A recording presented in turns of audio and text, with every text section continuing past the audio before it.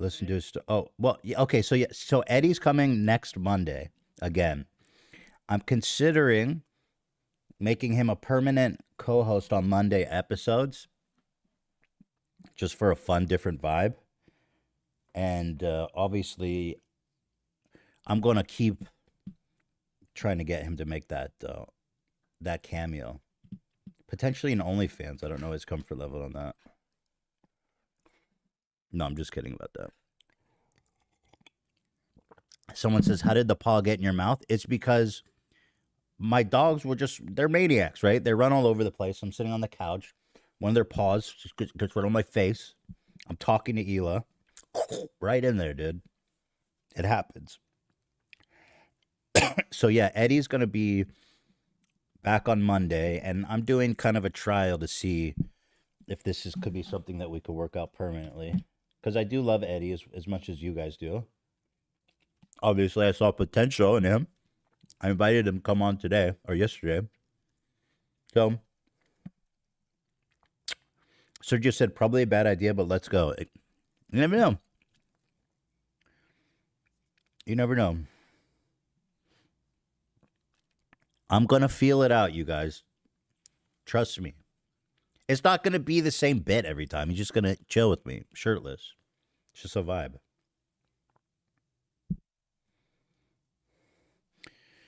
And, you know, a lot of y'all have strong opinions about our episode yesterday. What do I get? I'm happy you guys have strong opinions because I'm experimenting. I'm having fun with the format. I am seeing what we can do with the format. It's unorthodox. And I'm just kind of having fun and, you know, shaking it up. That's it.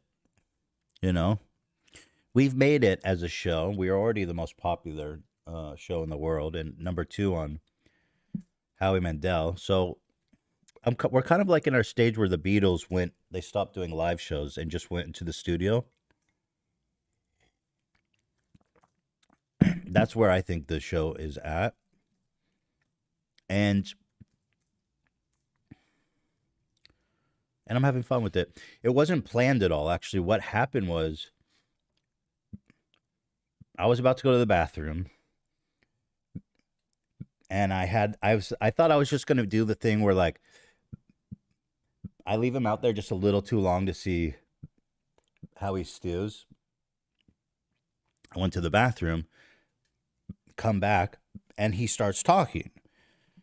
And it's actually incredible. We're all like witnessing something that we've never seen before, which is like he has this God-given ability to gab. He's the gift of gab. I mean, he went for like a whole hour without pausing. And so I kind of just let it go on. And then we brought my mom in. We brought Gabe in, tried to keep it dynamic. And then we had this idea that I would, drive to McDonald's. I think what happened, what made it potentially come off as mean was that I didn't know that he was going to see me in the car on the preview monitor. Dan fucked me on that one, I will say. As usual, Dan fucked me. Because if he hadn't seen me in the car, he would have kept going. And then I would have come back. My plan was to come back, sit down, and continue as if nothing happened. So, but you know what? It was a risky play to go to McDonald's for sure. But I will say nobody has the balls to do that during a live show. No host will leave their show live for an hour. Straight up leave the studio. And that's avant-garde, and that's why we push the envelope here on the H3 podcast.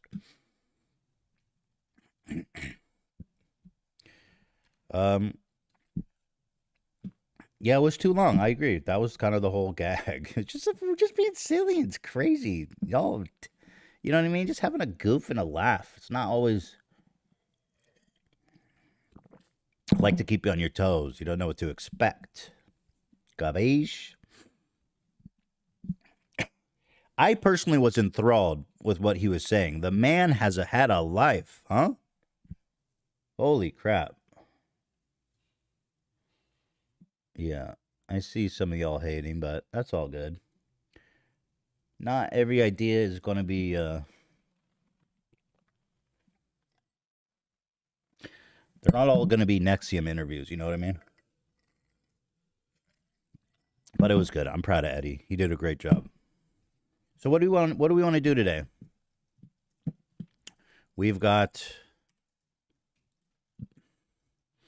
maybe we should watch a video. That'd be fun to do like a reaction. Oh yeah, and I want to say this dude is such a fucking goon on the subreddit. He posted this conversation of Eddie saying he didn't know what was going to happen. And with the whole thread of people mad at me for being a dick or whatever, typical stuff.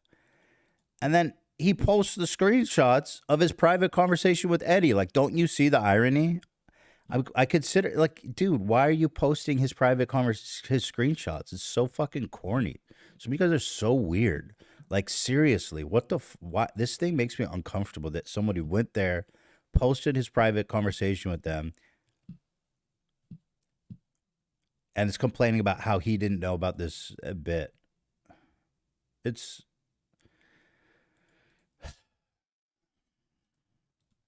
what can I do?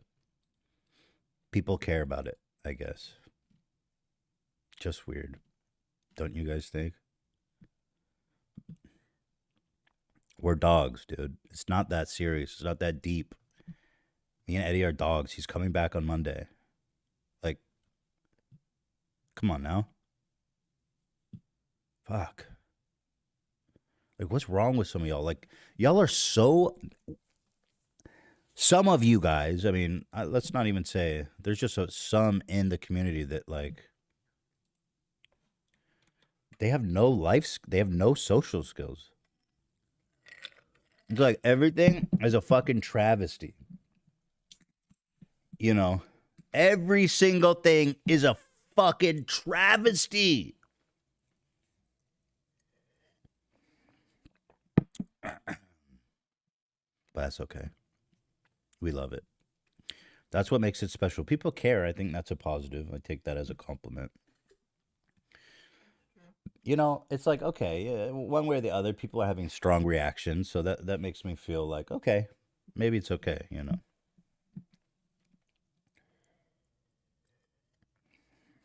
Literally shaking and pissing and crying. Thank you, Jackie. Eddie reminds me of a patient I get where I'm trying to give meds wound care, but they ramble. I don't know how to interject to start treatment or when to leave. Dude, it was awesome. My mom called in and like he said hi. He said hi, and then the man went on for another 20 minutes. It's an incredible thing he has. Ed was not annoyed. What are you talking about? Ed, whatever. Y'all can see whatever you want. It's fine. He was not annoyed though. Throw some ideas out there. So there was the Aiden Ross thing where his brother